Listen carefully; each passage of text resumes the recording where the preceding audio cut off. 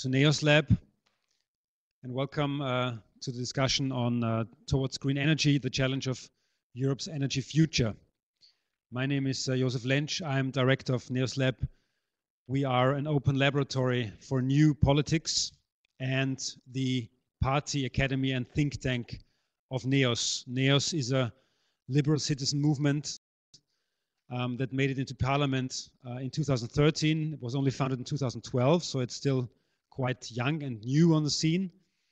And we are this year facing a long series of elections, the most crucial and most important one coming up this weekend, the elections in Vienna. We also have a candidate here, Stefan Gara, as a panelist. You'll have to excuse me, unfortunately, because I have to leave to a campaigning event briefly before past, but I'll be back after an hour or so. So, welcome to this discussion. I want to thank a few people for making this possible. First of all, of course, the European Liberal Forum, which is our umbrella organization in Europe and in Brussels, the organization of all liberal think tanks and foundations in Europe.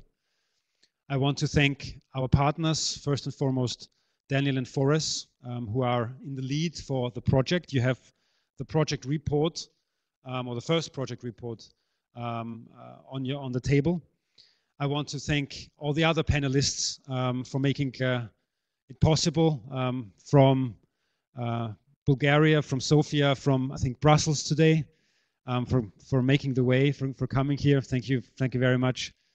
For taking the time. I of course want to thank Ronald Bohoriles for organizing this event tonight, and I want to thank you for being with us. I think we have about 19 minutes. In case you ask yourself why I hold this microphone, because you would probably understand me without microphone as well. We are live streaming the event, so people are watching also from afar. So the audience is actually bigger than the people here, and we of course are also recording the event, and we will then put the record on our website.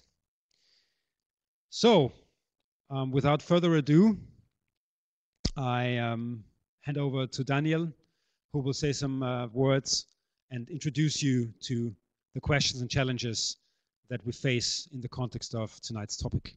Thank you very much.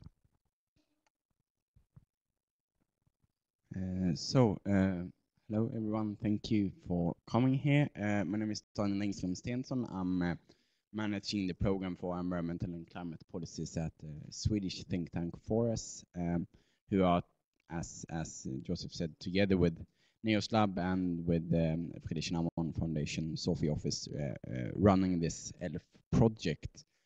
And I think to give you a bit of the background of this project, I think it's one number that really got stuck in my mind is that in 2012, this figure might be updated, but I know that Europe imported energy for more than 400 billion euros, and that's around 3% of GDP of Europe, and quite a lot of these imports, of course, coming from countries that one would not necessarily define as liberal democracies, and we've seen over the last few years that there is really say geopolitical dimension to the issue of energy. Of course, what comes to mind foremost is the situation in Ukraine, but I think in many parts of Eastern and Central Europe, we've seen that geopolitical tension also means some sort of energy tension, and also in some cases, put fear into people's minds whether what will happen with their energy bill, whether supply of energy, etc. But on the other hand, one also need to keep in mind that trade is something good. It's a way of putting countries closer to each other, and that, you know, we often discuss the fact that we are very dependent on, say, Russian energy, and that puts us in an awkward position. But one could also turn the coin saying that Russia is of course quite dependent on having someone to sell their energy to. So, you know, another question in this regard would be, how could European Union use this bargaining power in promoting perhaps other values to our energy exporters? But the issue of energy security is something that is a common European challenge, as is the common climate policy, where EU, as you are well aware, we've got a 20% reduction target for 2020. We've got a soon, at least we will have a 40% reduction target for 2030, and we also got the long-term targets of 80 to 95% reduction in 2050, and that will mean a fossil-free power sector. And combining these two issues is, of course, done. The most obvious way would be, well, we need to reduce our carbon emissions, and we need to increase our energy security. Well, renewable energy has less carbon emissions, and it's also a way of getting rid of say, Russian gas. But one could then see, well, maybe it would be more efficient to have this renewable energy someplace else on the other side of the Mediterranean. And then you would again go into a discussion on how reliable are some countries. You would perhaps place those solar panels in unpredictable countries. And then one could see that, well, coal is, at least for some countries, a rather, say, secure way of providing energy, while it would be most damaging to the climate issue.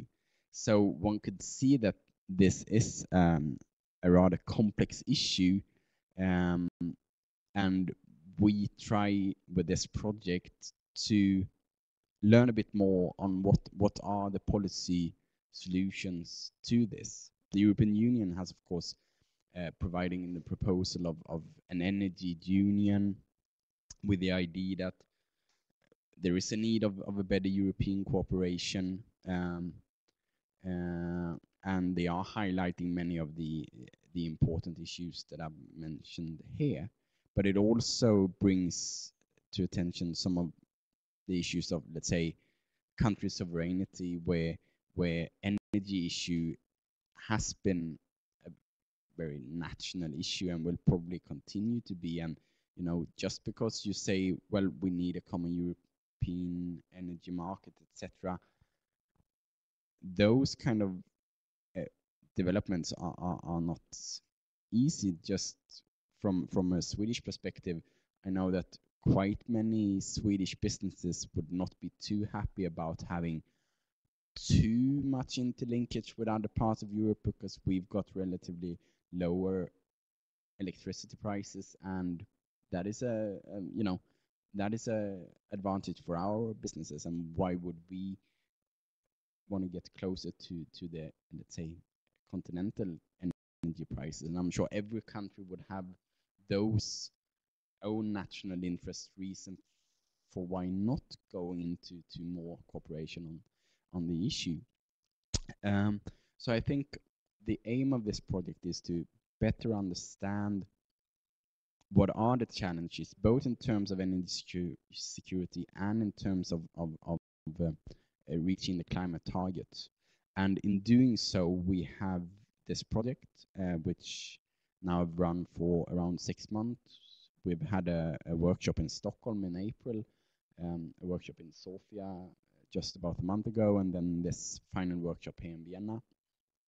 And what we'll do is that we will provide a publication where Chloe Lecoq, who you will hear more from later on, has written a sort of introductory chapter on energy security, helping us better understand what does the concept of energy security mean, how does the energy security risk differ between countries.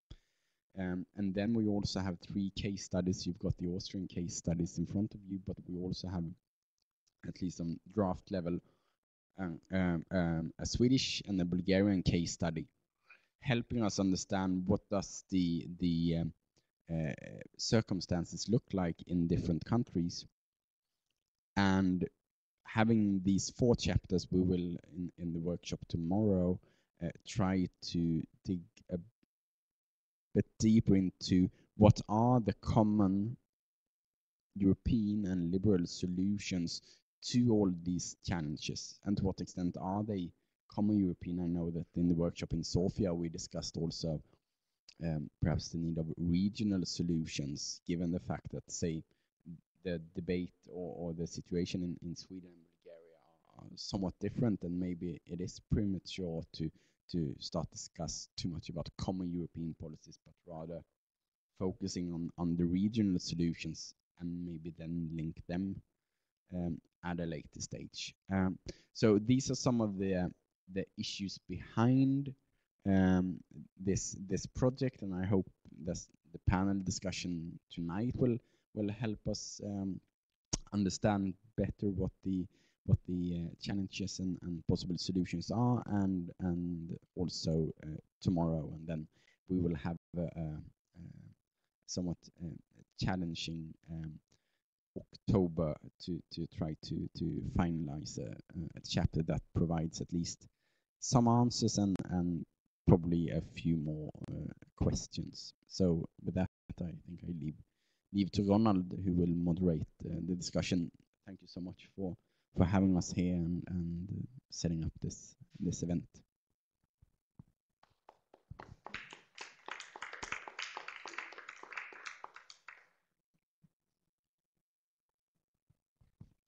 Thank you very much, Josef. Thank you very much, Daniel. I am now in charge of moderating the next hour and a half or so, and I hope that we are going to have very fruitful discussions. I must announce, first of all, I'm pleased and honored to announce that Walburga Hementsberger makes it with us.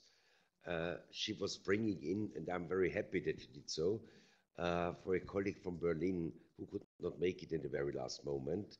And I was really desperate. It was, I think, some 5 days ago that we called each other. And she's quite renowned because the first person I asked is now in the bureau of the minister in charge of energy. The colleague was working over 15 years in our institute. Sorry, I didn't introduce myself. I'm Ronald Bohoriles, and I'm running a social science research institute in Vienna. And so a lot of people went through our institute, which includes this colleague whom I asked. I said, well, you need one person, that is Walburga, and I sent you immediately her presentation about European politics. I was then meeting Sepp Schellhorn, who could not make it, but who sent a very nice replacement, who is an expert in the field, Vera Farnberger. And when I told her that Mrs. Hementsberger is going to join us, she said, wow, great, I meet her again. So apparently in different, reasonable political camps, she is well known, and I read her presentation and said, wow, yes, that's the person I need. So Walburga, thank you very much for joining us. She's the head of the office of the most important energy supplier in Austria, of the Brussels office, and she is very knowledgeable about European politics and energy. We then decided that after this presentation, how Europe thinks, we come a bit back to the problem that Daniel said, is it not too early to speak about European politics? And in order to answer that question, because we are so different in Europe, and we are very different in Europe, and I must say that FORES has very nicely chosen the 3 different countries that we take as representatives of Europe, because we couldn't be more different: Bulgaria, Sweden, and Austria.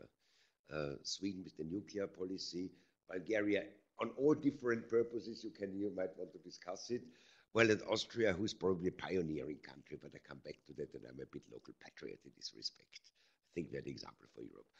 Okay, however, the next one is, and in this I have to change the order. We get Chloe Lecoq, who will inform us about energy security. Chloe is professor in the field. She works at the Stockholm Institute for Transition Economics. The reason why I choose her, why I choose to have her before Stefan, is that I made a mistake. I thought she's going to speak about a specific thing, which would be towards green energy, and I thought it would fit nicely with the idea what Stefan is going to present us.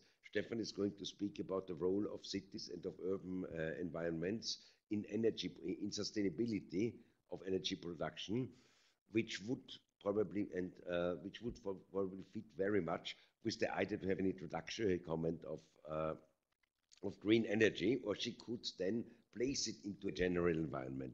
That was my idea. Then I got an email, Ronald, do you think you can really tell me what I have to talk about? Okay, then I sort of thought, this was a male chauvinist attitude. I thought this is the obligation of a moderator. No, it is not. So he's right. That's why I want her to start with it, because she's going to talk about the problems of energy security. And I think Stefan Gara will be able to help her a bit with energy security, because he has the idea that urban environments are very strong and have the opportunity to help us out of the security problem, which Daniel rightly so mentioned as a political risk, because those producers we can import from are sort of very funny bunch of countries. But we're going to return to that later. The last one is now Vera. I introduced her already briefly. She's an expert in the field. She's in the parliament supporting NEOS in very different issues, including energy. But I think energy is the core of her competencies, if I understood it correctly. She seconds Sepp Schellhorn, who could not be with us at the moment. I was informed that he is now coming from Salzburg because he had some troubles there. He might still join us. However, Vera is now prepared to spring in for him. Welcome and thank you very much. I also like it for gender reasons. I mean, it's not Sepp's fault, but he's a man. But as we, as liberals, are also very much supporting the idea of a reasonable gender balance, which could come automatically and not by quota, by qualification. I'm very pleased to see so many women on the panel who are very qualified. I swear you, we did not have any gender suggestions, gender ideas before, but the result is women are at least as qualified as men, which is not surprising. However, very difficult to bring societies that far to understand that. Welcome, Vera, and thank you very much for joining us. And I am your modest moderator, and I hope you're not going to hear me much more in this evening. Having said all of that, Chloé, je peux te demander de commencer? That's what I tried to make here, but I'm too confusing.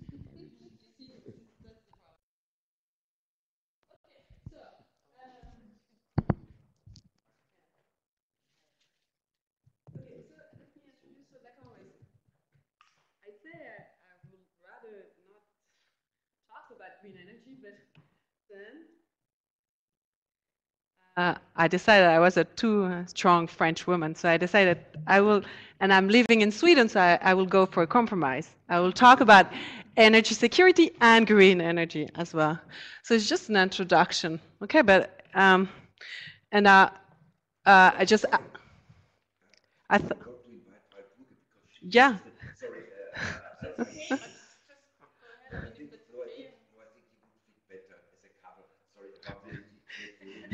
The order matters, but I'm going to be quick, so let's just start it, right? Okay. Yeah. Apparently now I'm going to start. So I understood well that I was second, but now I'm first. Sorry, but I think it makes sense, no? So yeah, sure. Okay.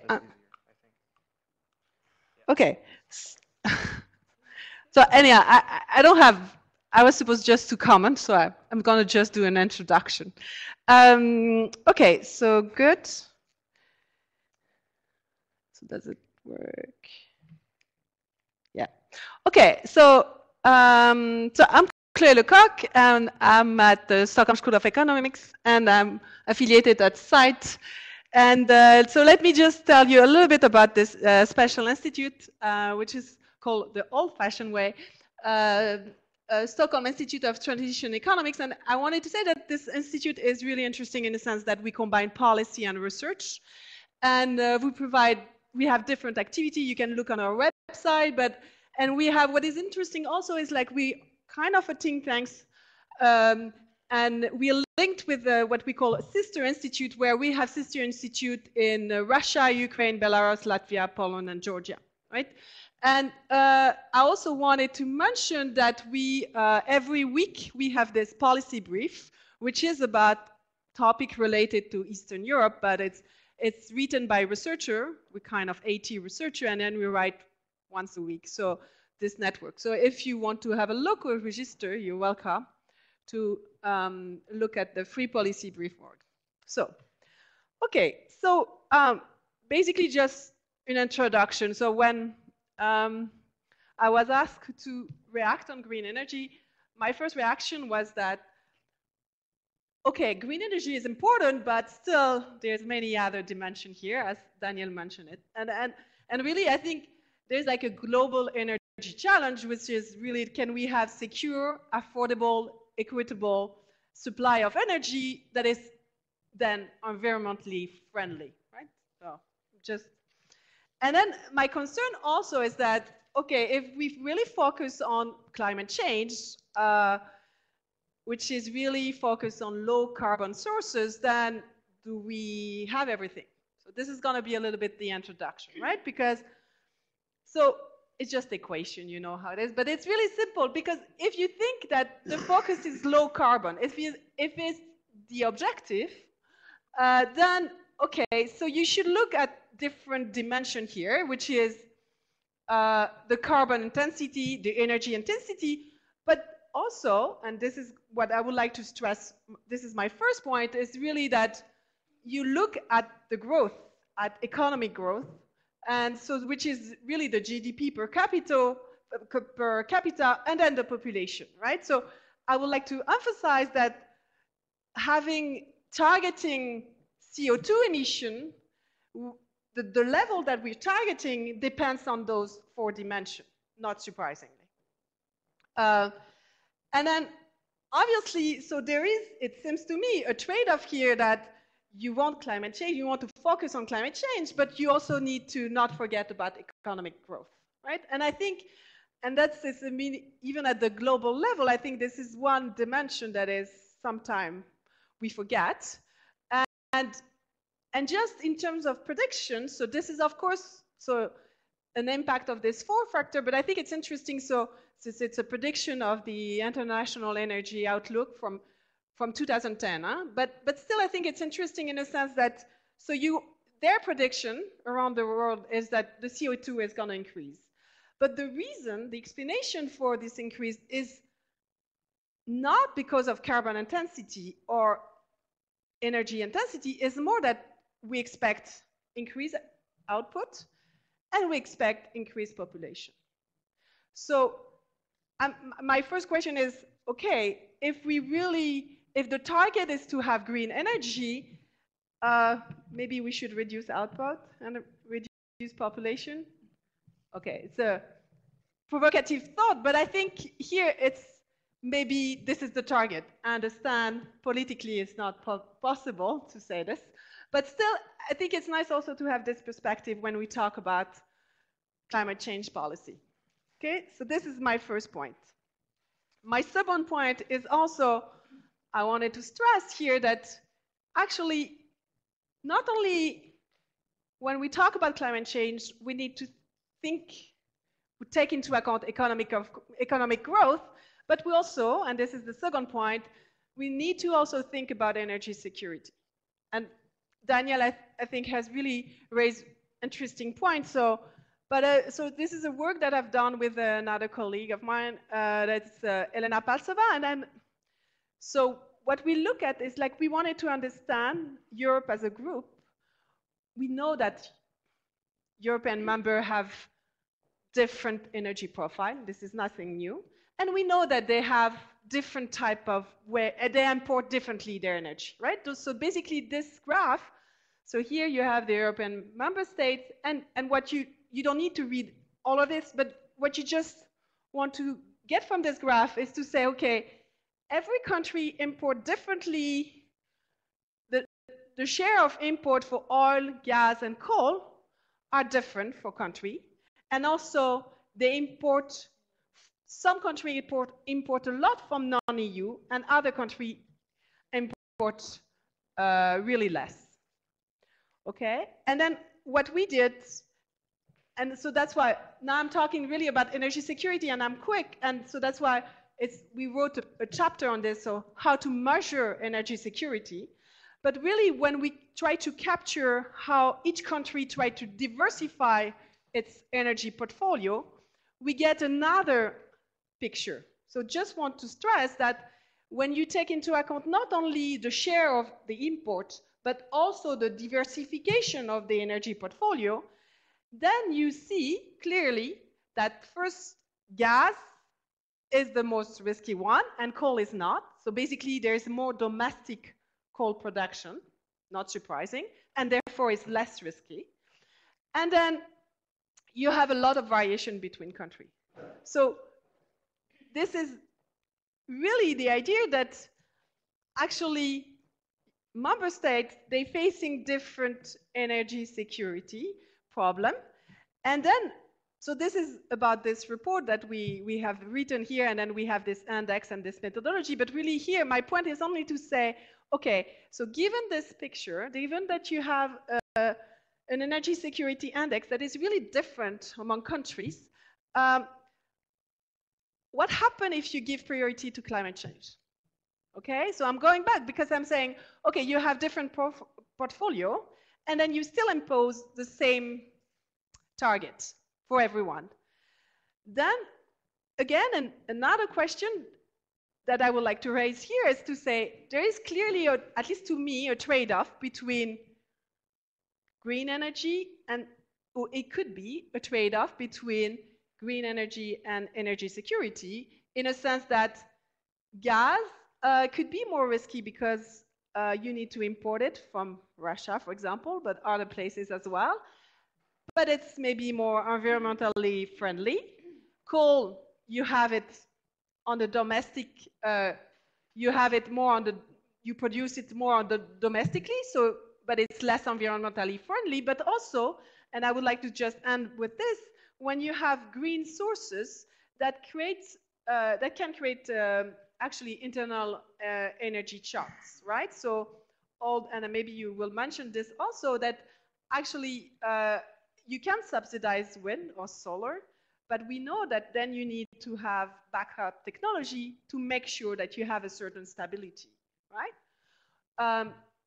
Or you need to think about the demand response, that you need to make sure that by having green energy, you also ensure that you have the other side of the market that is responding.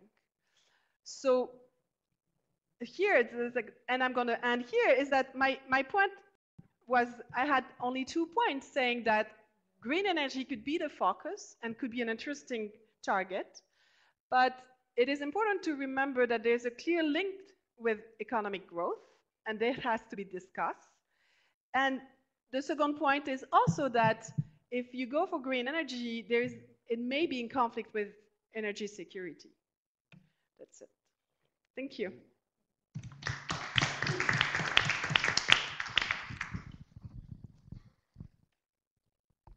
Okay.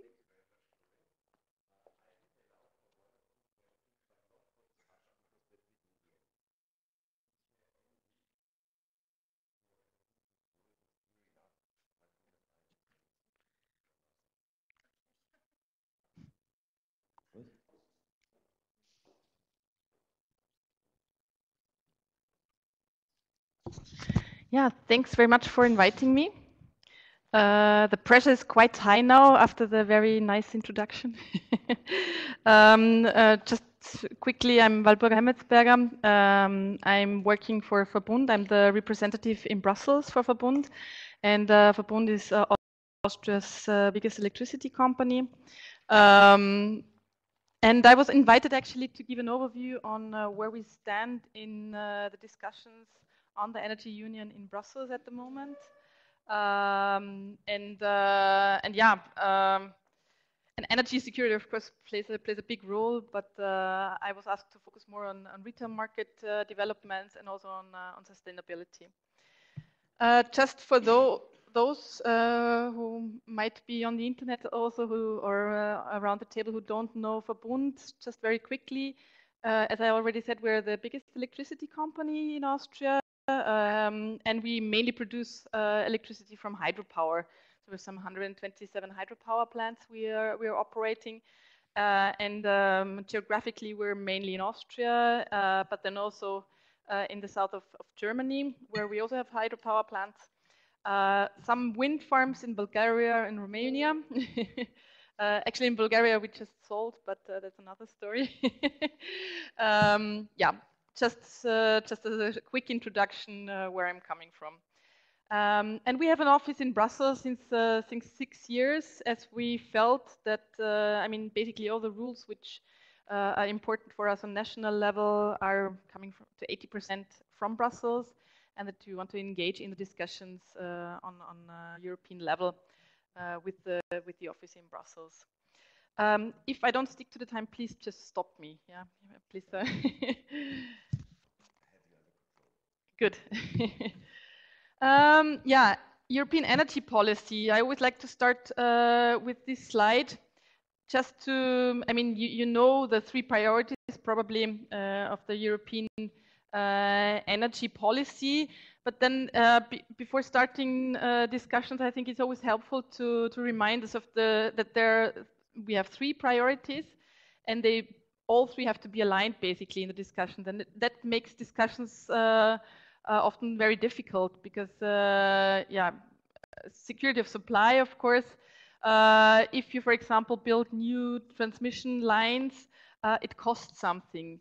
That's then a bit difficult with the other goal, which is competitiveness and affordability. So energy should be cheap for industries and for households.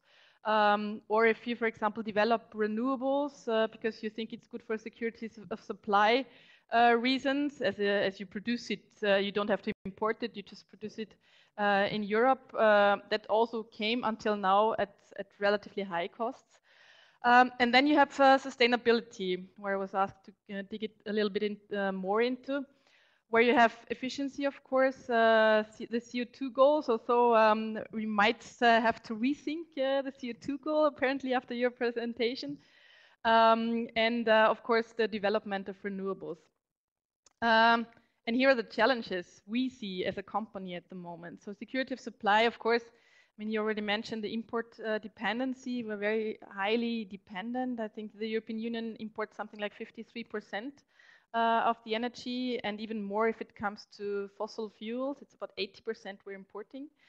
And for us as a company, a big issue is that there are no investment signals basically to build new capacities anymore. So basically all Europe is not investing in new capacities anymore, which is not an issue at the moment. Because, for example, in the German, Austrian markets, we have overcapacities, so which are also driving down prices. But it will become an issue as of 2020. We estimate, where really old power plants get out of production, and where there's no investment signals whatsoever.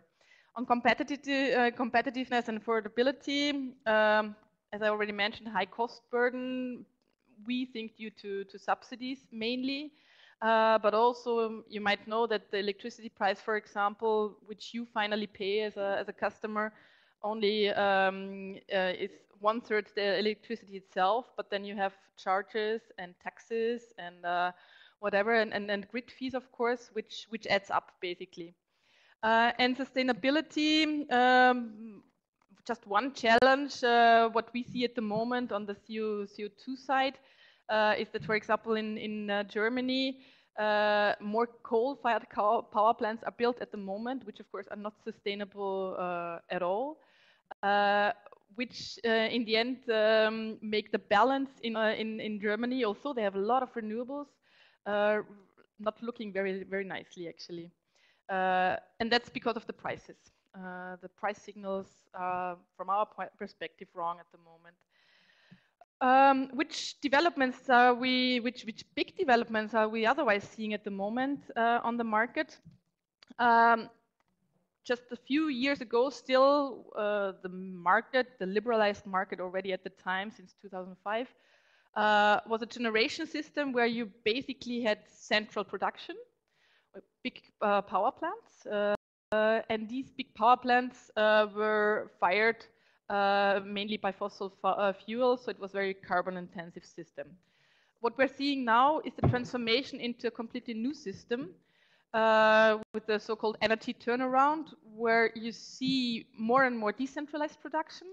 So households having their own PV on the roof, having their own systems in the houses.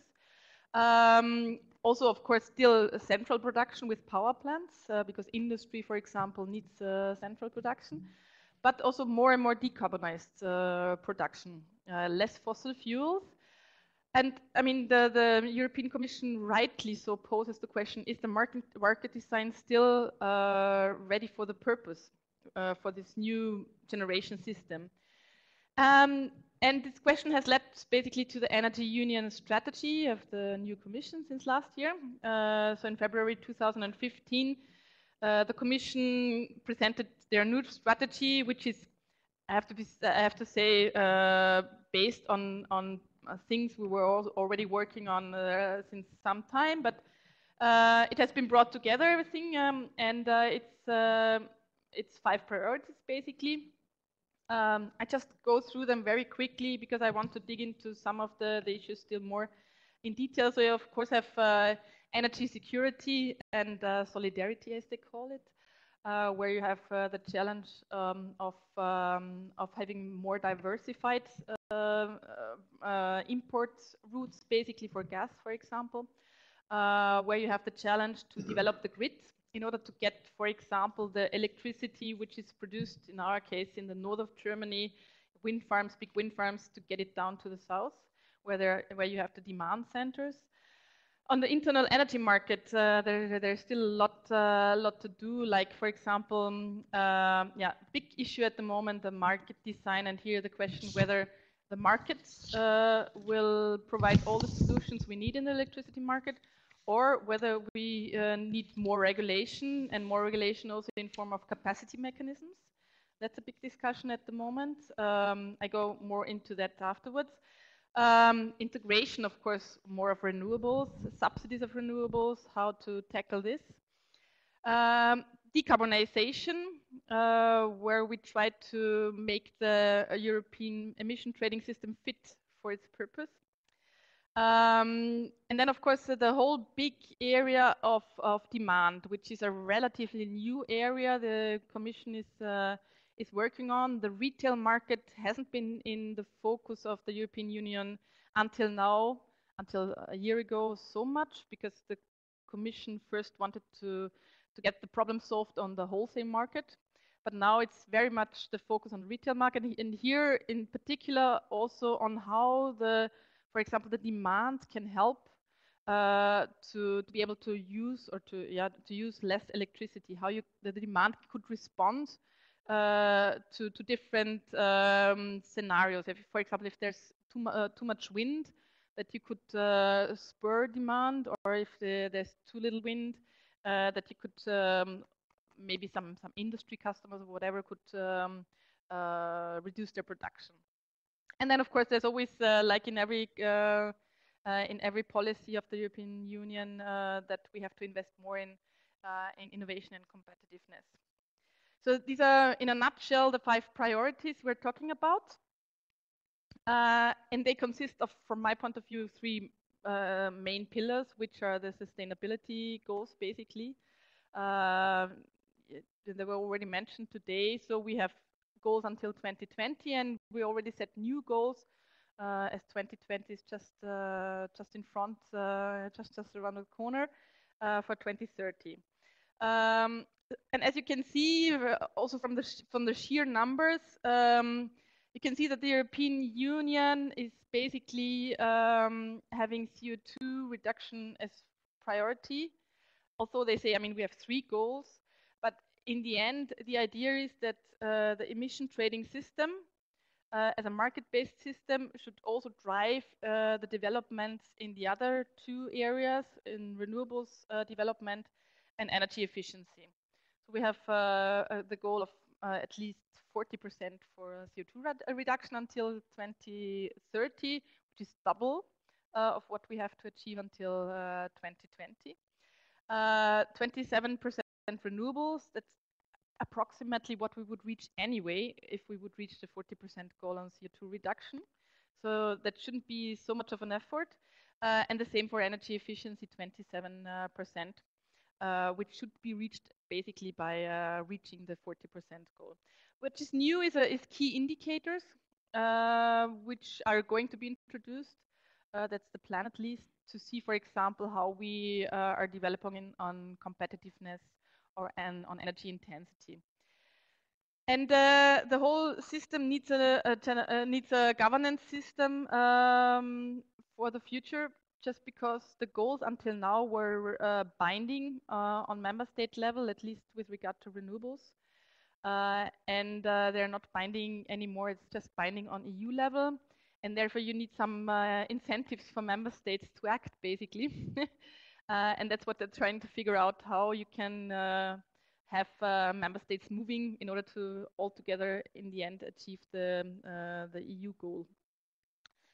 Yeah, and then it's going further down into more detail. And then we very recently, the Commission published the so-called summer package, which is many papers. And I tried to reduce it to one slide, basically. So as I already mentioned, the big question at the moment is the market design. So the Commission took up this question and posed questions back to us in a market design communication, which in the end consists of many questions which still have to be solved. I just want to mention a few ones. So I already mentioned the integration of renewables is one big challenge. But I want to go into more detail a little bit later on. Just the big questions are, how do you make sure that you can reduce support for renewables as it really drives up the prices, for example? How can you make it more market-based? How can the renewables also have more responsibilities on the market? Because until now, renewables produce and they just feed into the grids, and they're not responsible for what happens afterwards. So we're trying to make renewables more responsible for if they say they would deliver like something like 10 megawatts, that they don't deliver 20 megawatts in the end, and these kind of questions. Then the big question, generation adequacy and capacity mechanisms, where I want to say a little bit more on. The question, as I already mentioned, is, do we believe that markets will deliver electricity in the future? Whether they would provide enough incentives that we have enough capacities that we can plug our mobiles in the into the and we have electricity actually at every time of the day, or do we think that we have to reward generators in the future, that they provide capacities, that they build new power plants? That's basically the question. And some fossil fueled power plants, they are not at the moment, not some, they are not, so especially gas-fired power plants at the moment, they are not in the price, we would say, so they are not earning money as many other power plants as well. So more and more are asking for additional revenues just in order to provide these capacities for those hours in the year where you have no wind and where you have no sun. So that's the problem with the volatile renewables, that they are not available all the time. So you need backup capacities, as Chloe already mentioned as well. And the question is, because if they only run just a few hours during the year, of course, I mean, if you invest in a power plant, it has to run something like 5,000 hours a year and not just 1,000 hours a year, as we had the case in Austria as well with our gas power plant. So, so the question is, who pays for that? We as a company think the market can fix it, but there are other views as well. Improvement of cross-border trade, of course, that's a big issue. Here I just want to mention one thing, because we have this big discussion in Austria at the moment with pricing zones. We have at the moment a big market area together with Germany, so where prices converge, the same prices, and there are big discussions at the moment where these two pricing zones, these two markets should be split, and that the Austrian market should be a known market again. From our perspective, completely against the European idea, but that could be another evening to talk about it. And the regulatory framework. Then retail markets, I dig into it a little bit later more. And ETS directive as well. The only thing I want to mention still here is that the European Commission also proposed review of the labeling directive. That's something which doesn't concern us that much as a company, but I wanted to mention it, where you have these labels on products in order to show the consumer whether it's an energy efficient product or not. And until now you had these very, very efficient products already. So you had A++++, and they reduced these A+++ again down to C. So they restarted C in order to have more leeway up again. So that's the product efficiency. Yeah, meeting consumer needs, that was the question I was asked. So I want to go a little bit more into detail on the retail market communication, which was also part of the summer package. As I said already, the new focus of the Commission is on the retail market to have more prosumers, as they call it, so consumers which not just consume, but to actively also engage on the market, because it's not just beneficial for consumers, but for the system as such, as a whole. And the Commission basically proposed 10 to-dos, which the member states now have to do, and the regulators, to bring customers more, to bring households particularly, but in general retail market customers more into the market, which is, you first of all have to provide access to consumption data, that consumers really know what they're consuming and for what they're consuming, so that they really read bills or read their meters basically.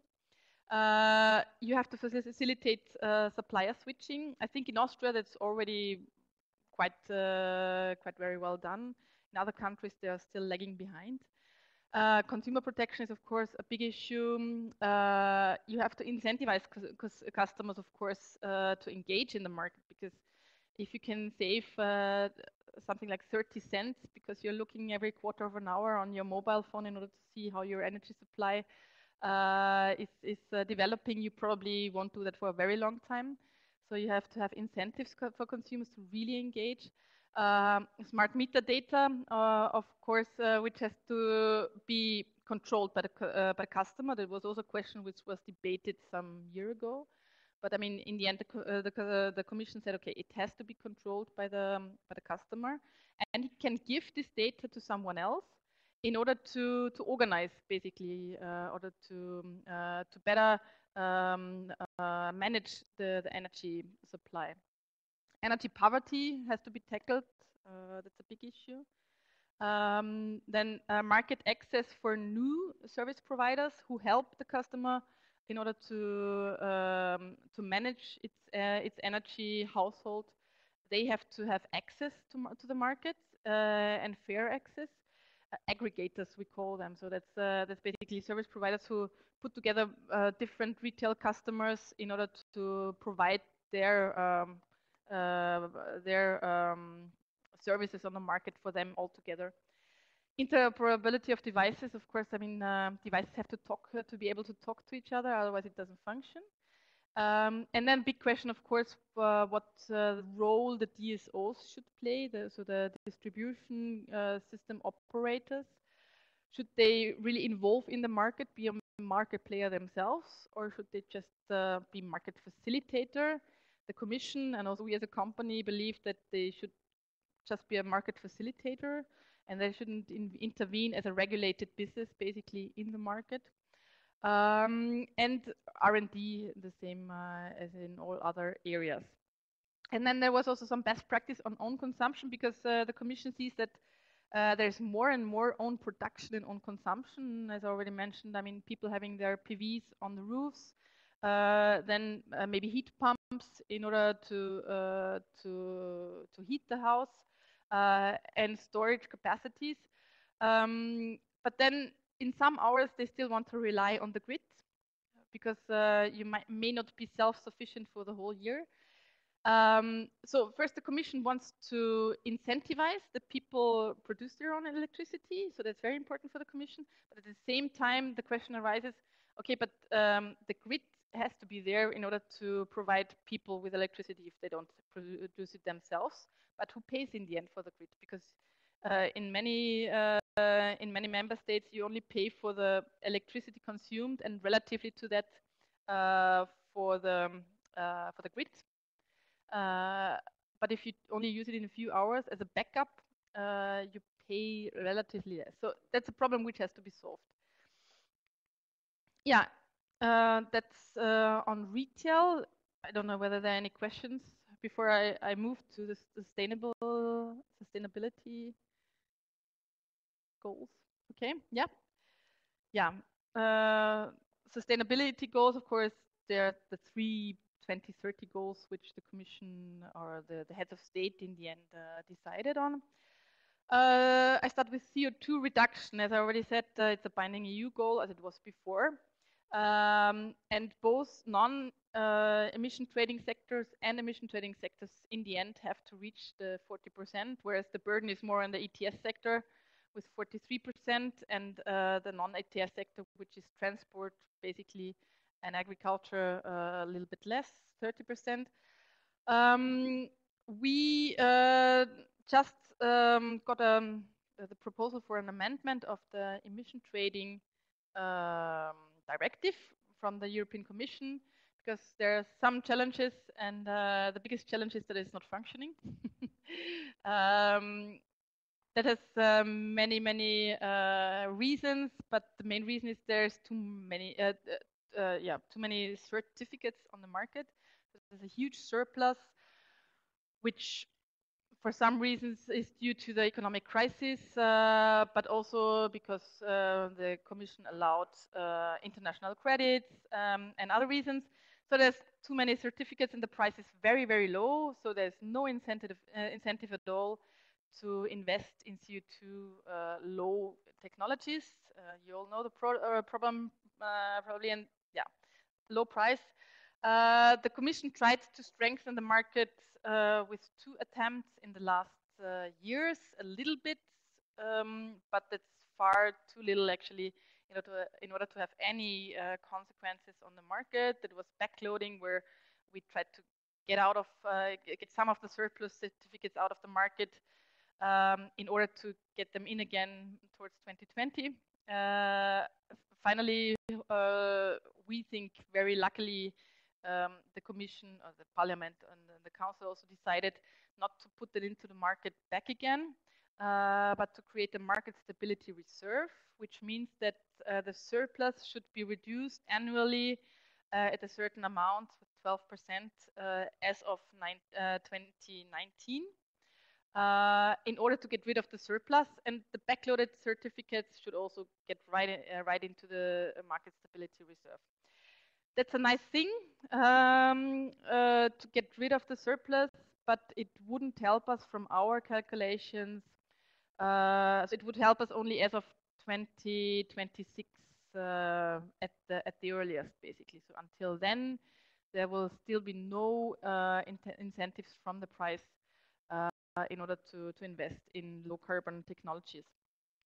And that's now the more in-depth proposal of the European Commission in order to get the ETS going.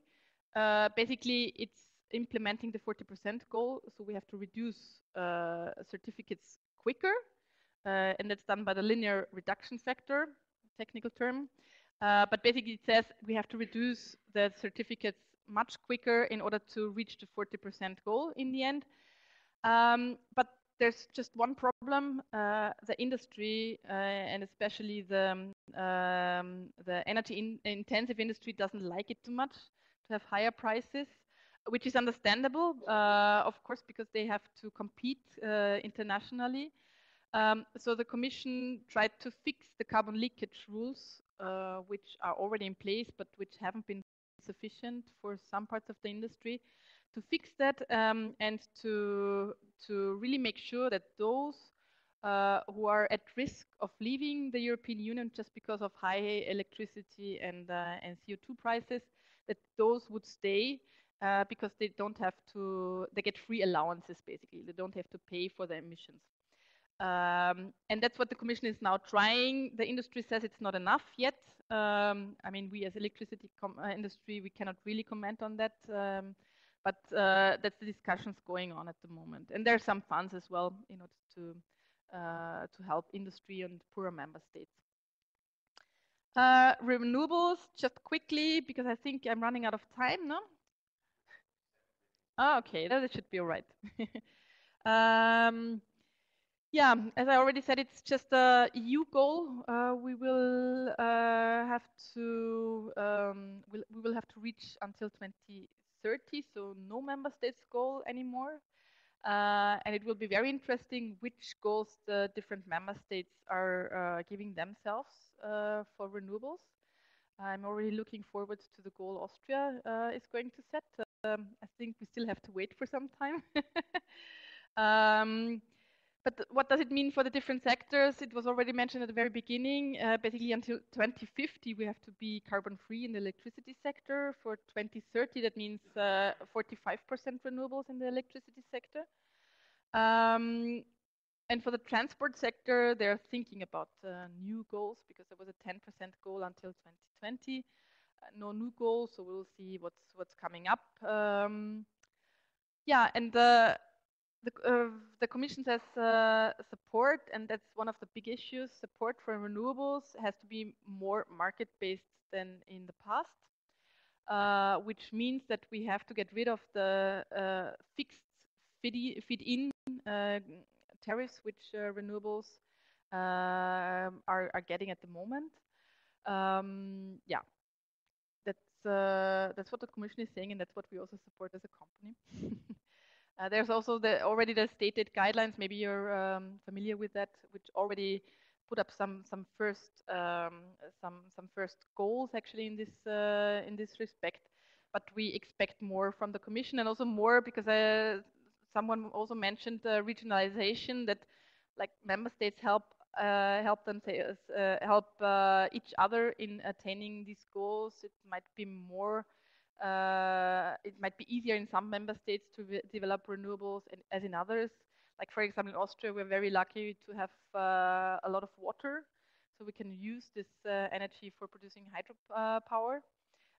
In Belgium, where I'm living, they have no water at all, so they have to find other solutions. And so countries can help themselves out. Maybe just quickly where we stand at the moment on the 2020 goals. There was a progress report issued by the European Commission just recently.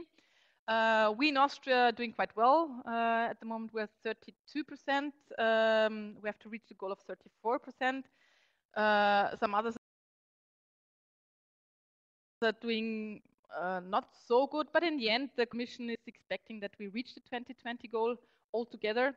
Some are producing more and some less, so it should be all right. In the transport sector, the 10% goal is a little bit more difficult, but yeah. And the Renewables Directive, just for your information, will be reviewed next year. Until the end of 2016, we should have a reviewed proposal of the Commission. making sure in particular that we reach the 27% goal, and also saying a little bit more on a regional cooperation in renewables. And the third one and last one, energy efficiency, where we also have to reach at least 27% until 2030. There was a communication just a year ago where the Commission also tried to find out where we stand with energy efficiency. And the bad news was that it's the only goal where we won't reach the 2020 goal. So there's a little gap at least. So we probably make it to 18 or 19% in the European Union. But then nevertheless, the Commission said, okay, I mean, it should be all right if you just drive up your ambitions a little bit. Please, member states, we should reach the 20% goal. So there's no need for further measures. And on the 2030 goal, the Commission wants to focus on buildings in particular and transport and products. Sorry, because they think there are the biggest possibilities to have more energy efficiency. And yeah, and what they have to figure out at the moment, that's the mandate from the European Council, is to really set priority areas where it is most cost efficient to have, where you have the most efficiency gains, basically. So the Energy Efficiency Directive will also be reviewed next year and throughout 2017. And yeah, just very quickly, as I'm the company representative, I also want to tell you what we think about the whole discussions. So we are, as a company, really very fond of the market. So we think that only coordinated, so all member states together, and market-based, we can come to the right and to the most cost-efficient solutions, basically.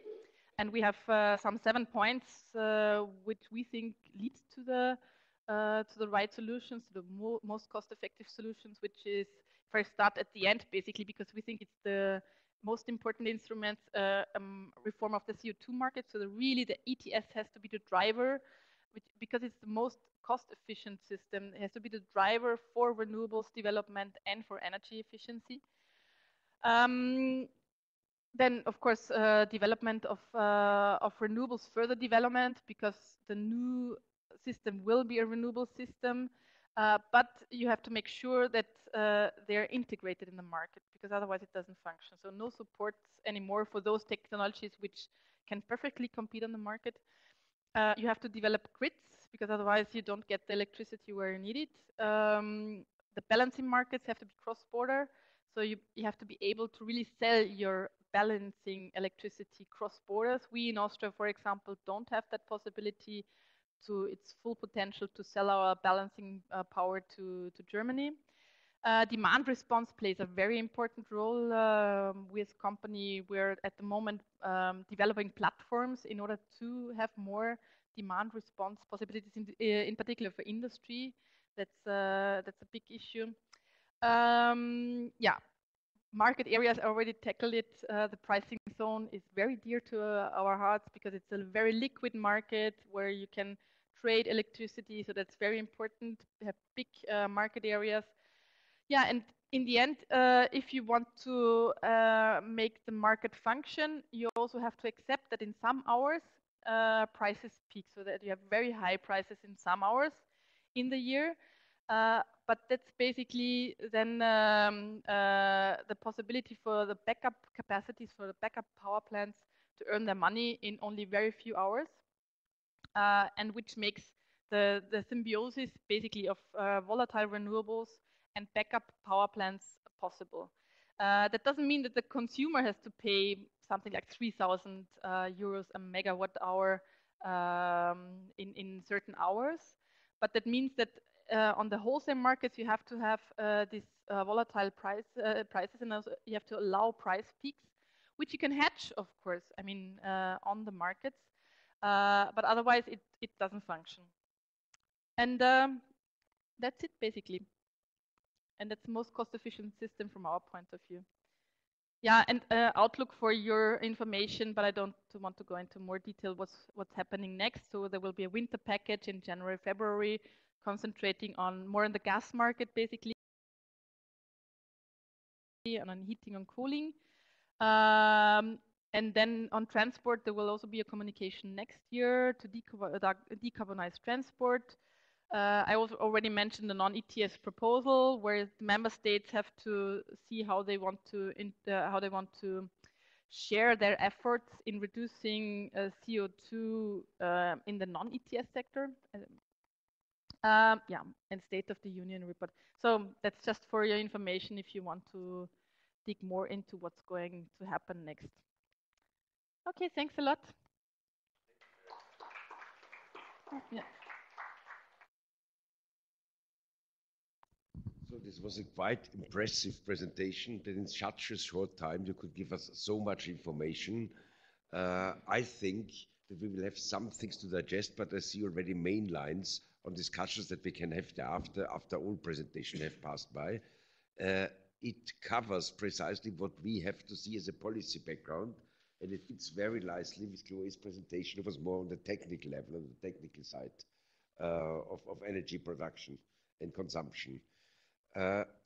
Now I think that the discussion will even more stimulated by Stefan Gara. We all know Stefan Gara, who is a very creative thinker, who has a lot of interesting ideas, some of which we have never heard, and it might even be that I, who knows him pretty well, might hear something new from the very last time. He's very fruitful. He's quite interesting, especially with the perspective of sustainability, and he goes further into things like regionalization. So he's not so much on central arrangements, but much more on what can be done on a very concrete level, on a regional level, and the more so on the urban level, which of course is for him a focus of policy attention. Thank you. Please, Matthew, you might want to come in.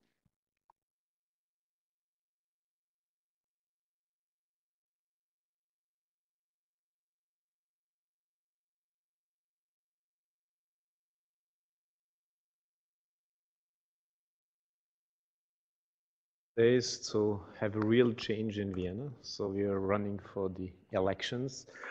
I just want to give a short input because leave more place for discussions. And I'd like to give you a short input about imagine. Imagine a building in the middle of Vienna, an old building in the middle of Vienna, built in 1930. And imagine this building being retrofitted to an Energy Plus building in the middle of Vienna. So actually a building that produces more energy on average, of course, not every time, than it consumes. And I think this is, I'd like to show you this picture. This was the old building. It's actually pretty close to here. So it's the building of the University of Technology. It's Getreidemarkt. And this whole building was retrofitted to a building that looks like this. You see a solar facade. You see solar modules on the roof. And the interesting thing here is that this is in the middle of Vienna. It's not in the south, where you say, well, you have a lot of sun. And it works. And I would say this is an example, and I'm an example of what we are looking into the future, actually the very near future, because what I believe is that we really need a totally new mindset on energy. A totally new mindset on energy, because what you already mentioned is old business models don't work. We see it in Germany. The big companies, RWE and so on, they're really having big problems. Not only because of they're out of the atomic energy game, but a lot because of their business model. And what we see here is that actually this building consumed 800 kilowatt hour per square meter per year. And this was deeply retrofitted to a building. You mentioned already the case of energy efficiency, which is the primary goal first. So energy efficiency is always the primary goal. It's not a discussion about the energy mix first. And this was retrofitted from 800 kilowatt hours per square meter per year to 56. That's a factor of 15. Imagine a factor of 15. And now, if you have all the solar modules together, you have a production of around 61 kilowatt hours per square meter per year. Yeah, so that means it's a surplus of energy. And why do I stress this fact? Because the big change in the mindset of energy is you have to go to the regions, to the cities, to the consumers. Because the old model of energy had the big power plants with the big transmission lines giving energy to the consumers, full stop. And now you have a model you already explained in terms of prosumer, so it's both production and consumption at the very same place. And why do I believe that cities play such a dominant role in this energy game? Because if you look into Europe, 65% of people live in cities or cities, regions, metropolitan areas. And those cities and metropolitan areas consume 80% of energy and emit 80% of CO2. So that's very clear. And if you look into what do you need the energy for, it's for buildings, power sector producing industry, and mobility. So it's not only about electricity, it's especially in cities a lot about heat. And the case of energy transformation we experience in Germany about electricity, the Energiewende, did not focus so much on heat. And the energy transformation in cities is about heat and mobility. Because electricity is relatively simple, but heat is the bigger issue. And what you also mentioned, I think, is very important. We experience or we will see totally new market designs because the old model and the old regulations don't work in this new model. As I mentioned this is not a matter of technology because we have all the technology. It's not even a matter of price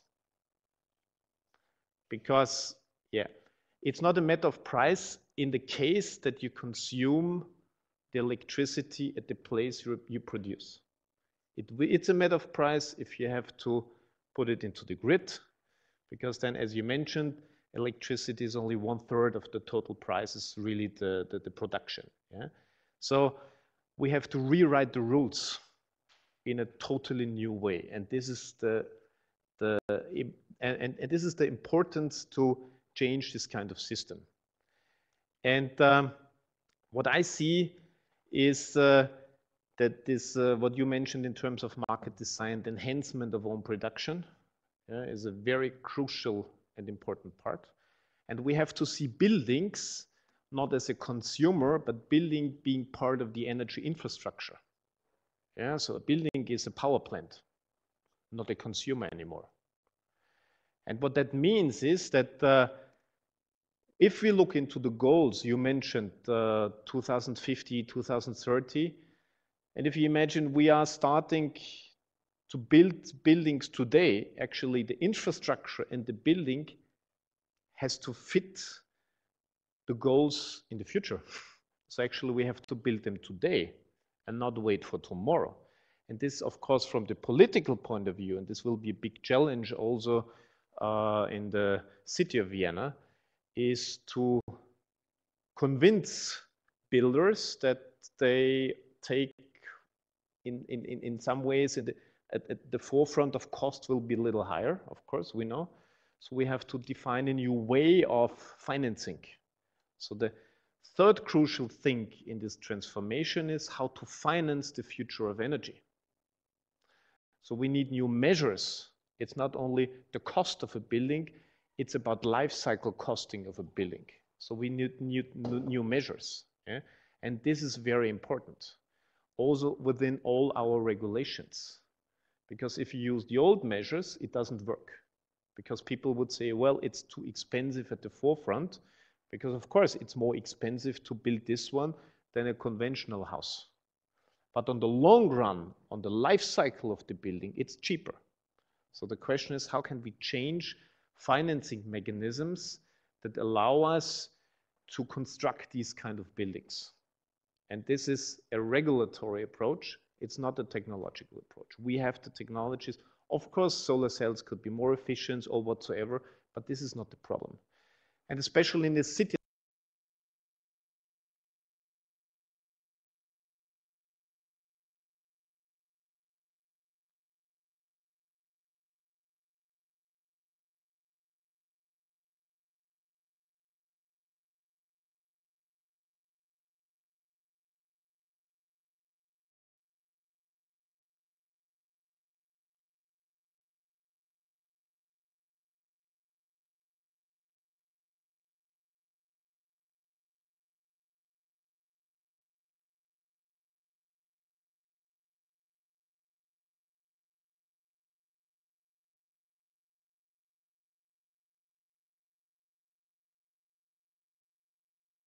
there we have, it doesn't work, okay. Good. It's an energy problem, actually. Yeah, it's an energy problem. Okay, so we need this kind of new mindset, and I think this is extraordinarily important also in politics to have this set of this new mindset. Yeah, because as we know that politicians are always very slow in changing their minds. And it is really necessary because what I said, we have to build this kind of infrastructure today. Otherwise, we have no chance to reach 2030, 2050 goals. Yeah? So I believe this is a big, big challenge. And I also believe that it is important to have the climate goals, but I don't stress the fact that they are so important. Because it is important from a political point of view to have a kind of framework. But as a matter of fact, what we see is that there are a lot of companies who are very innovative.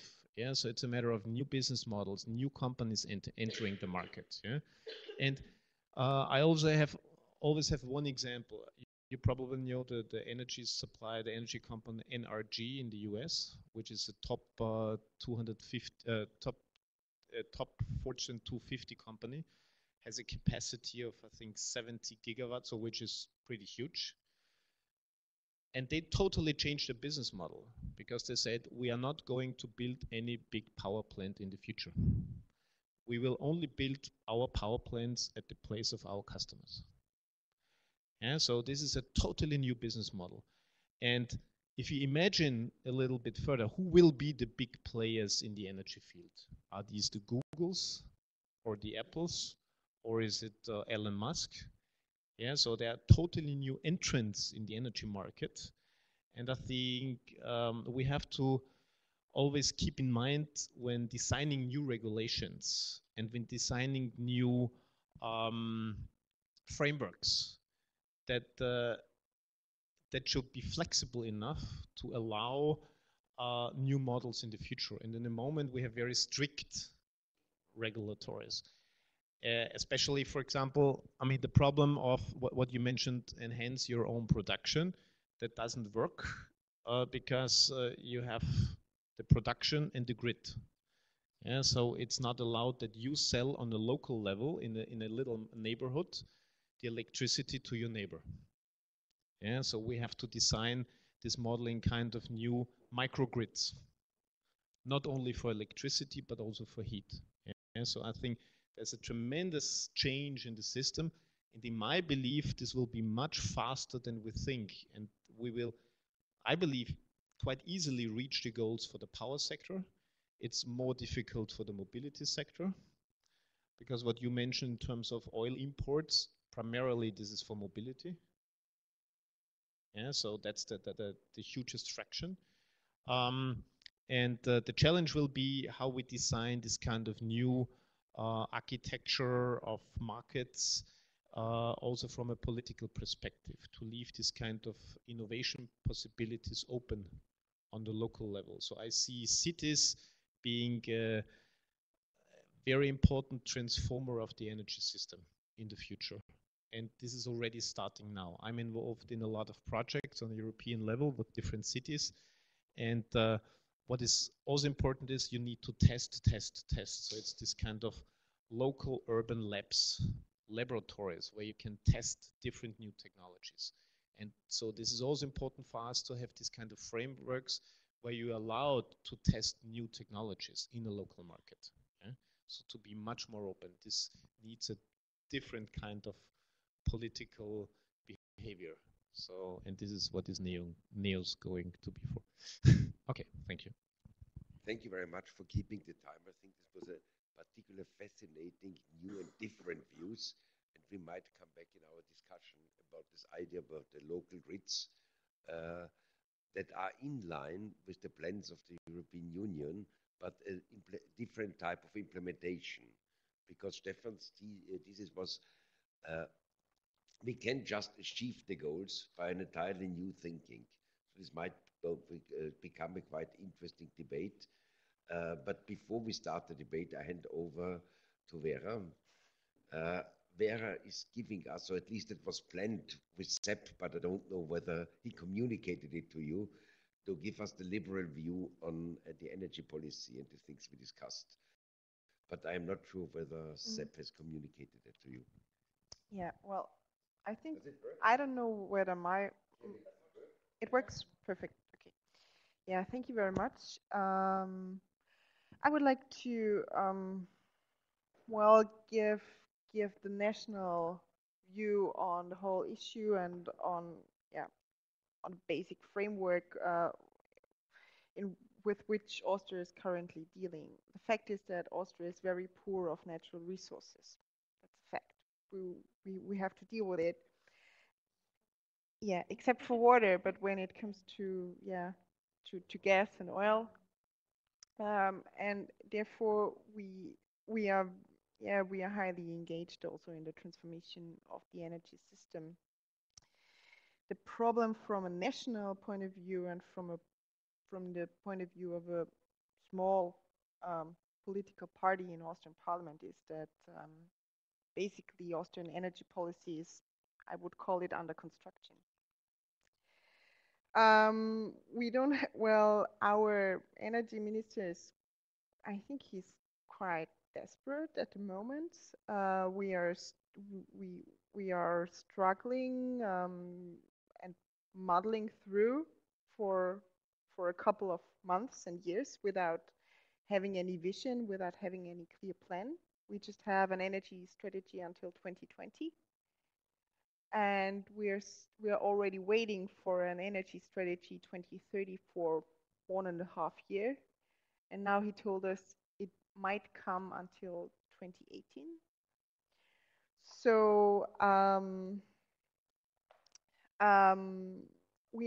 there are many chances we can take, but apparently there is no plan. So every year we are still importing energy for 13 billion euros.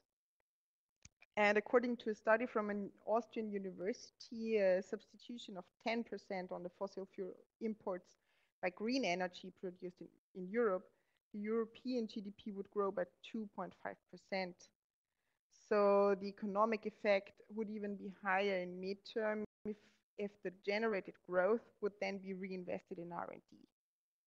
So I don't see such a big conflict always between sustainability and economic growth. Which is also a central position from NEOS, to not in order to see it as a conflict of goals, but to somehow go hand in hand, I would say. Yeah, when it comes to, well, at the beginning, there was the question asked whether it is too early for Europe. At least for NEOS, it's quite clear it's not at all too early for Europe. I think it's somehow, yeah, somehow maybe even, yeah, it needs Europe basically. But the fact, of course, is that every kind of energy regulation always can only come on the basis of climate, because there is a high national competence still in energy policy. So I do not completely agree with you, Stefan, because from a political point of view, the climate goal is very important, because otherwise we would be not as far in energy regulation on a European level as we are now at the moment, I think.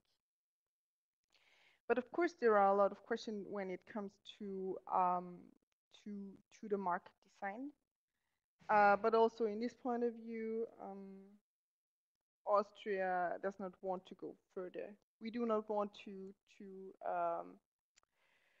do not want to implement the new state aid guidelines. We want to stick to the old system of feed-in tariffs.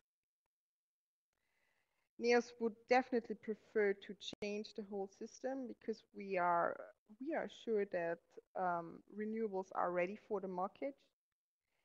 There would be some measures which would integrate renewables much better in the market, which would reduce the need for subsidies. As you mentioned, that people would be able to sell electricity directly to the neighbor, for example. And also the matter of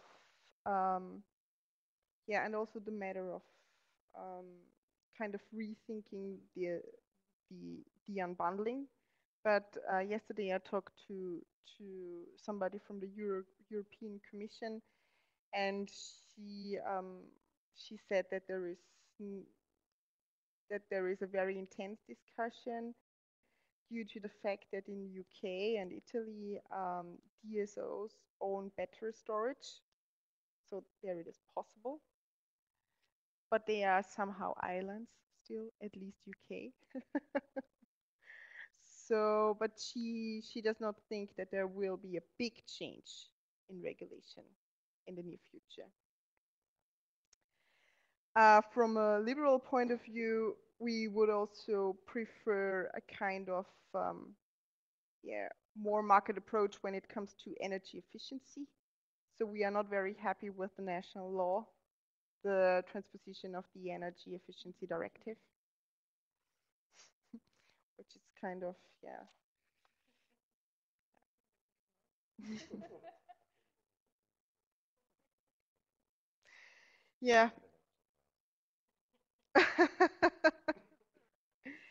And a very national problem is also that a lot of energy law is constitutional law, so it's very inflexible, and it always takes a very long time.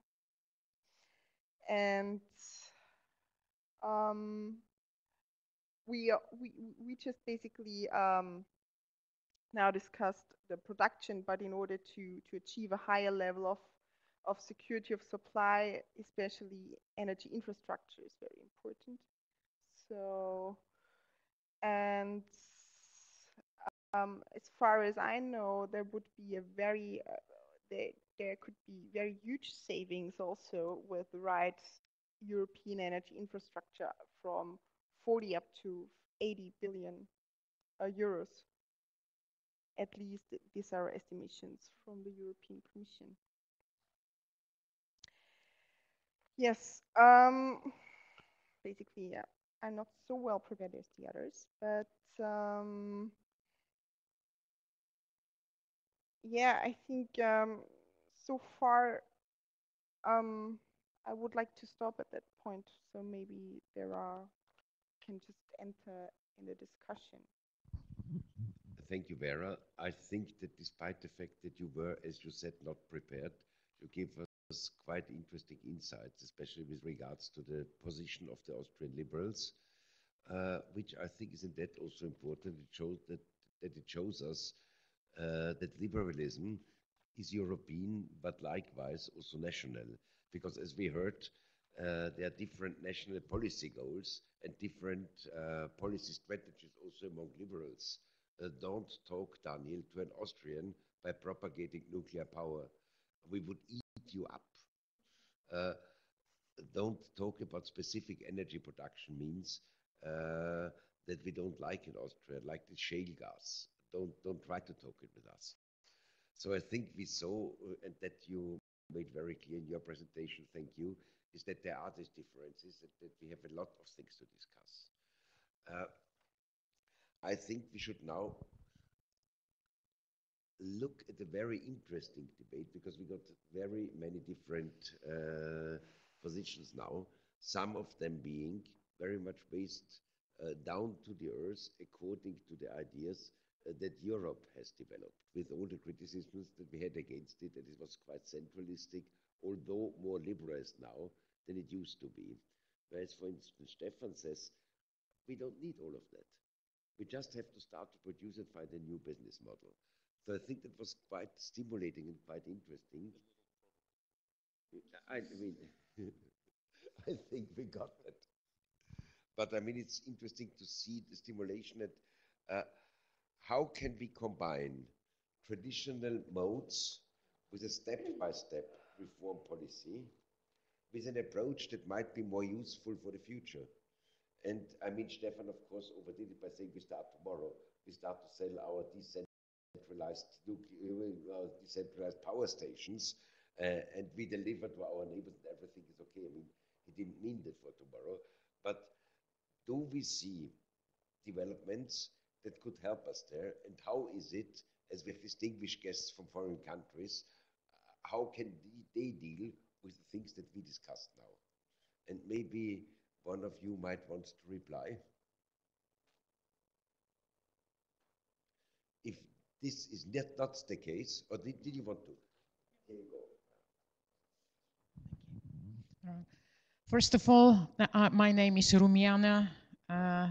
I'm working on the case of Bulgaria, which will be presented tomorrow, and definitely I can promise you it will be very different from whatever we're discussing today here for a number of reasons. So, first of all, I would like to thank all of you for your presentations, because they nailed all key points which we will be discussing tomorrow. Bulgaria is the poorest member of the European Union, poorest in a number of different ways, and one of the most dependent on the import of energy sources. Has much less capacity and flexibility to deal with any arising problem.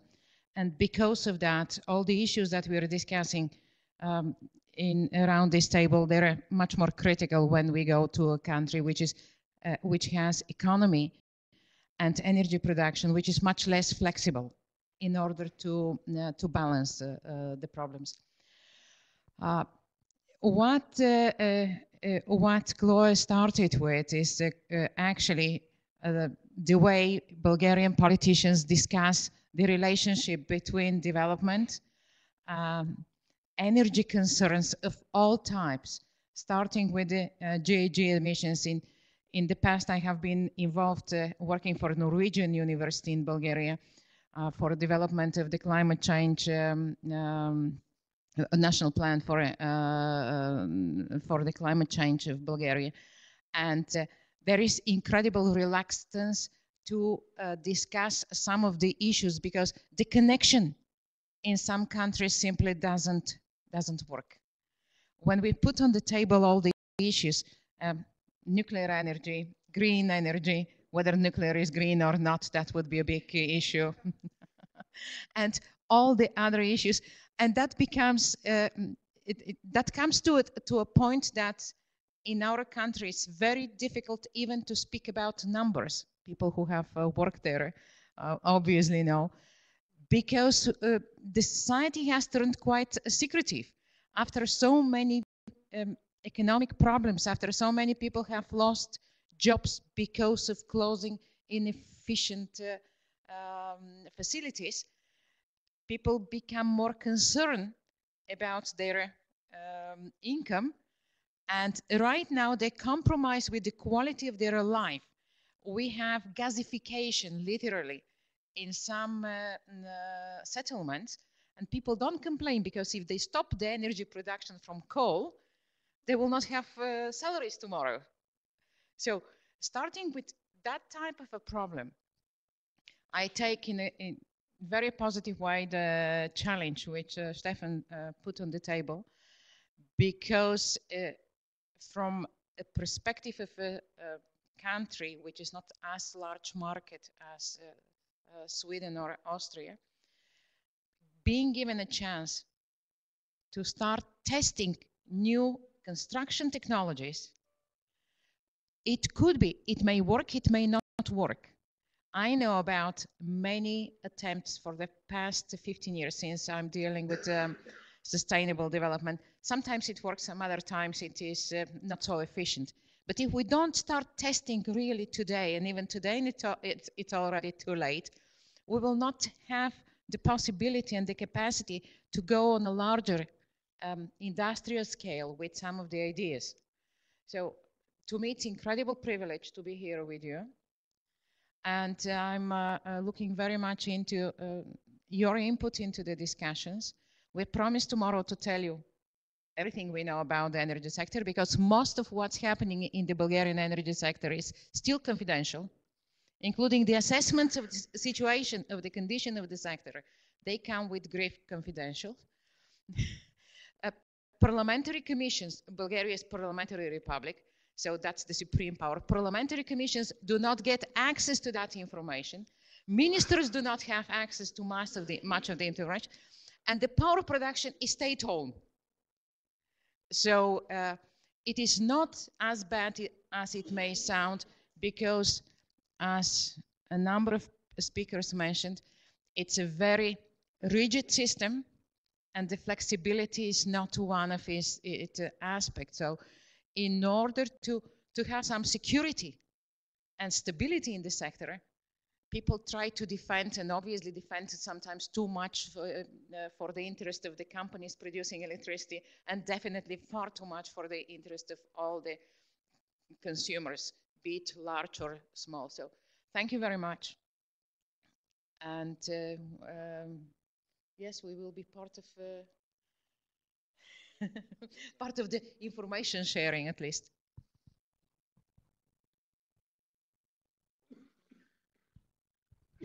Thank you very much, Romania. By the way, we know very much about secrecy also in the Austrian parliament. At the moment, we have a huge financial scandal with a bank, and the deputies who are in charge of to find out what really happened also get just some documents where they don't see a single word because they are blackened out. So, I mean, we know what you're talking about. I think in energy, this is not the case. But Stefan, may I return to you, asking you, you told us about a new business model from energy supplier, so that they don't supply anymore. They are not so much interested in supplying energy, but in supplying technology for the production at the home, delocalized. Did I understand you correctly?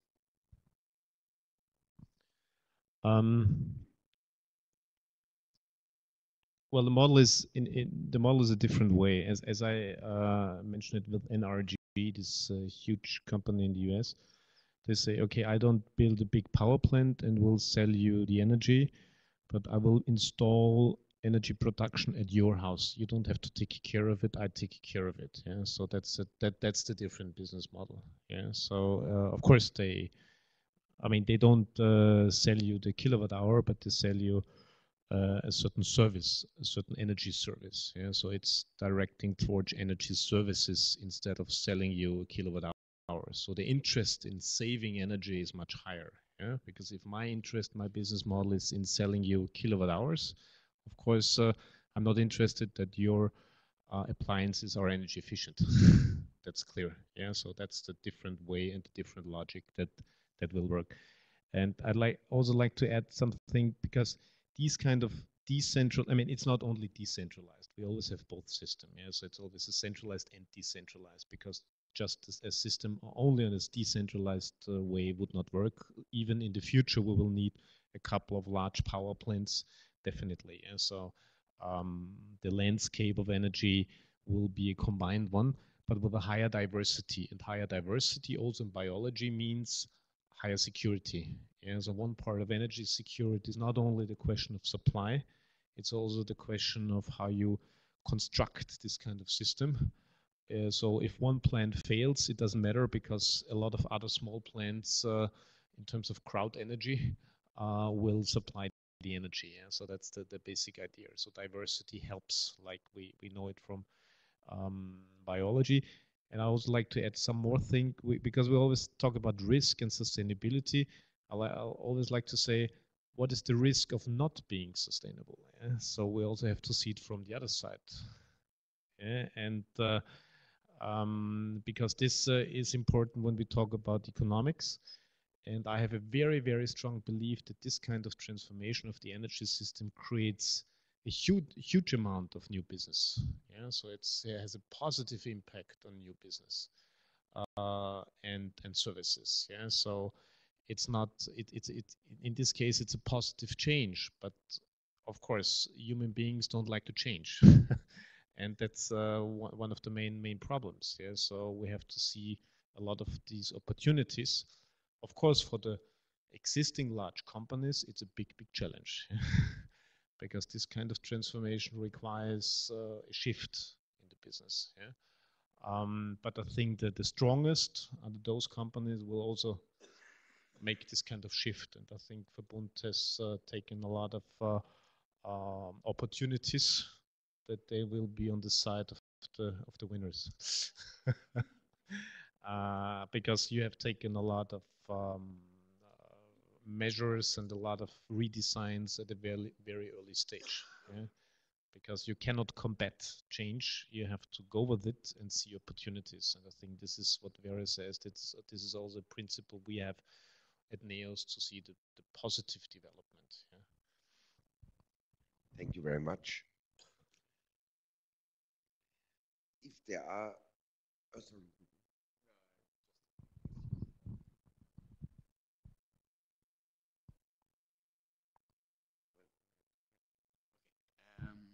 thank you for all the interesting presentations. Just a few questions from my side. I think just more of a factual check. Is it that the European Commission has sort of rejected the feed-in tariffs as a policy tool?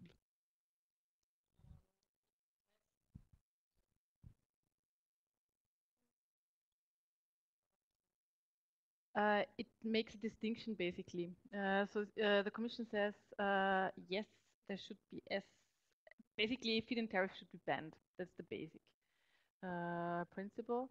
But for exceptions, you could still allow feed-in tariffs, but it should.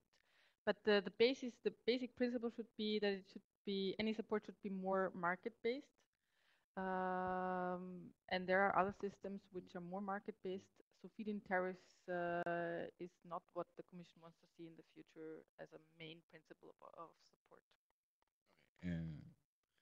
And how I'm thinking Germany and of course Austria, what has the say reactions been? Because not least the Energiewende is pretty much built on the feed-in tariffs. For Austria, I don't think we have a solution yet. But I mean, I'm not the one which is the expert on the Austrian market. But Germany wants to work with auctions actually, and wants to get rid of feed-in tariffs as far as I know. So they have a strategy where they want to change the system. Yeah, I find it just interesting that in Sweden we've got a similar discussion relating to carbon tax for fuel in the transport sector, where the Commission has basically rejected our carbon tax, saying that it's favoring renewable fuels, because we have had a tax exemption for ethanol and other biofuels, which we are no longer allowed to have, meaning that the current government has been forced to increase the tax on biofuel more than they increased the tax on petrol and diesel. So coming back again, that we've got sort of a European umbrella, but we've got all the national circumstances. Then I would just be curious to hear Chloe's reaction to, let's say this, if a large share of electricity is coming off the rooftops of Bavarian houses. What does that do to the concept of energy security? Yeah, no, so I like new ideas, and I think Stefan has been bringing in new ideas that I like really much. No, basically, from a really quite centralized market, you offer decentralized trade. So I mean, at the end, this is what you want. So the problem is that electricity, and it's been, and I agree, it's nice to have new thinking and saying, maybe at the end, electricity is just like another good. So maybe that should be the starting point. Because before we say everyone needs electricity, it has kind of a primary good. We need to protect it, so we need to regulate it. And so that was coming from, and then let's help because there's like economy of scale and so on. And I'm with you that with the new technology, you can create really, and this is we buying goods over the net. No, you have a good to sell, you put it on an ad. So if we really go really far away with the idea, you will say, hey, I have few kilowatt hours here coming in 1 hour. Who wants to buy? So okay, so we have to go all the way because that will be like this, and then everyone auction. So economists love auction because it's something. So then you will have something, and then and I like the idea, and I'm with you that this will create diversification and so on. There's one point, and I'm with you that if there is business idea and if there's money to make, I think you don't need the regulation, but we have to then, and this was mentioned by Walburga, so I think I completely agree with this. You also have to change the mindset of people consuming energy. They have to accept that electricity price cannot be stable. So, and this is something, there is a cost to price variability that we need to accept, and politically I think it's also difficult to assume to say, well, maybe today you're going to pay this amount, but tomorrow it's going to be double. And just like sometime you have no butter and then you pay. So I think this, elasticity of the demand has to be also there in order for this business model to work. And so that might politically be a little bit difficult to implement. I'd like just to add, just imagine the internet. We have flexibility of prices depending on the broadband. So we already know it as a consumer. We have flexibility of prices on our cell phones. So we actually, as a consumer, are used to this. But of course, it takes some kind of a shift. But still, I mean, there's another thing that, of course, there should be some baseline of energy security in the system. And the question is, and I'm not, I mean, just to make it clear, I'm not against regulations on a total basis. But I think we need this kind of flexibility for new kind of markets. And we don't have this kind of flexibility, which creates enormous costs. And I think your question in terms of Bavarian houses, I think the Energiewende in Germany was at that time the right way to go because it created economy of scale, full stop. It's not the model that will work in the future because it was just a discussion on the energy mix and not a discussion on energy efficiency. That's the weak point of this kind of model. Therefore, we created all these Bavarian houses with solar roofs, which don't always look very nice. And the problem is that you don't consume this electricity locally, so you need more grids to transport it, which of course on the long run costs more. And the model I discuss here with this example of this Energy Plus building is that we always have to connect production and consumption as good as possible, so to enhance local consumption. I think this is for me one of the keys in the change of the market design, because if we can do that, then solar PV is not expensive, because the production in Vienna without subsidies is around 12-13 cents per kilowatt hour. Without subsidies. So if you take electricity from the plug, it's 21 cents. So it's cheaper.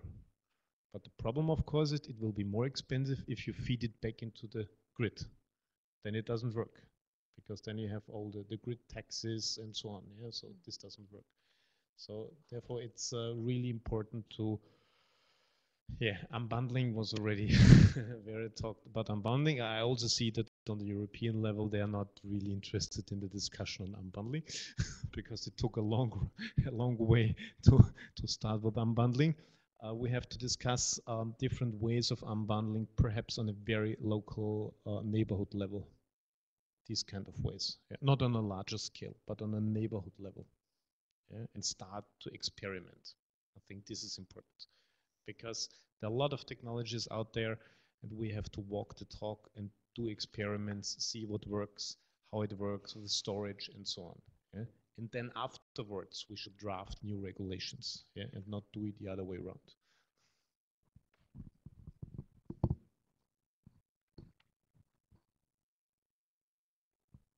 Thank you very much, Stefan. Thank you very much, Roy, for this quite interesting debate also at the end. If there is no more interest to take the mic, I will leave us with a general idea that we have just briefly discussed, but which I think, as we are in a political think tank institution, we should also always think about society. My catchword in this respect is sustainability. And we heard very different definitions tonight, explicitly and implicitly, about sustainability. Now, Chloe was warning us about that there might be a problem and a divergence between sustainability and efficiency of electricity, so that we have to mind that it might be too costly to be too sustainable.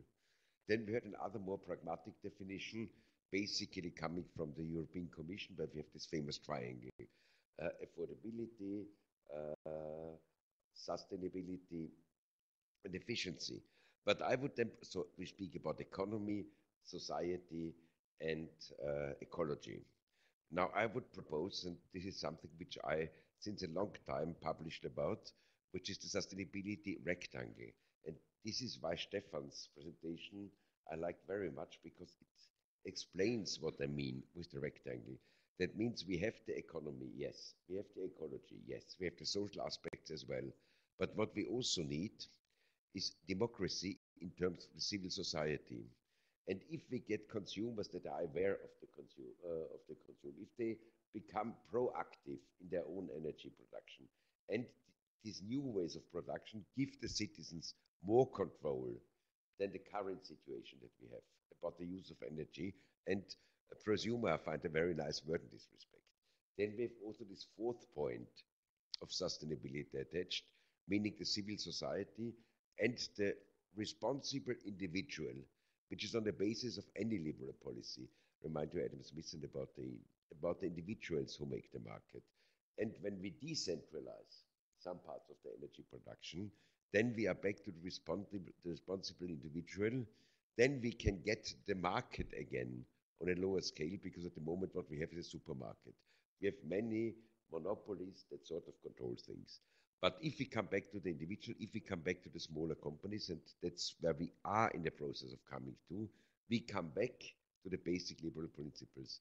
And in this respect, I want to thank you all very much for your contributions. We kept our time by and large. We are 5 minutes overdue, so I think it's not that tragic. And I think we had a very good debate from very many different facets. And I think we should thank Walburga for joining us. I mean, she comes from Boston and is with us and gave us a fantastic picture about the European energy landscape. We have to thank Chloe for a presentation that might be a bit controversial, but was a good information, a good input. We thank Stefan for his always fascinating ideas. And of course, we also thank Vera, last but not least, for giving us an insight about the political view of liberalism, liberal energy policy as seen from Austria, but I'm pretty sure that Daniel, who comes from a country that favors very much nuclear energy, would have a different view on liberal energy policies. And this should give us a lot of things to think. And I thank you very much, and I would be very happy to see you also tomorrow on the seminar, where we have also national cases to talk about. So thank you very much and hope to see you again.